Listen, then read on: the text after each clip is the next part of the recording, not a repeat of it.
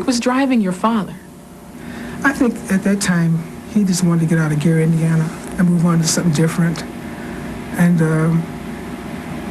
he wanted to see all of his kids very successful in life. And whenever they would do something wrong, Joe didn't whip them all the time, but he'd punish them sometimes. And if it was bad enough, then they would get a punishment with a razor strap or just a spanking on the butt or something like that. But this playing up that he was a very, very, I guess, child abuser, that's not true. He was strict, though. That's the way it was back then. I imagine that's the way his folks raised him. That's the way my parents raised me, and I really thank them for it. Yeah, I got a whipping all the time, you know. The teacher at school whipped me, you know. I come home, told my parents that I got a whipping at school, then they whipped me too. So I got a lot of whippings. I thought it was kind of the hardest on me because I was the oldest one, you know, and when the other kids would get in trouble, he would get on me for it, you know. Why? Because I was the oldest, you know, and Rebe and I was the oldest, so he would make sure we kept a close watch over the kids.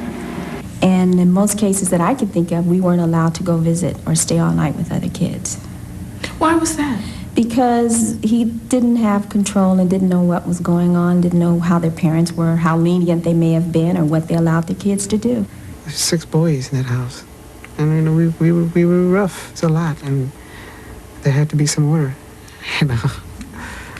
And so I look at where we are now. Look what we have now. Look what we are. Look what we do. It's great. So something was right. So I thank my father. Maybe certain family members were more sensitive as to the way he was, but he was not a child abuser or beating us or this. And I mean, that's the term they use, but any black family out there can relate to. If you did something wrong, you got a whipping. Your son Michael said in a recent interview that he was frightened of you. He says that he was so frightened of you sometimes that he would be sick. Is that true? Well, I just knew about that when I heard him mention that on TV on the Oprah Winfrey Show.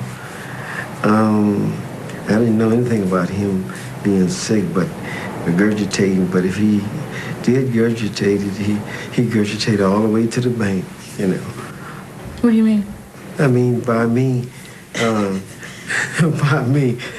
strict with him a little bit, and it made him a superstar, you know, because, look, it just didn't happen on his own, you know. He had to have a beginning.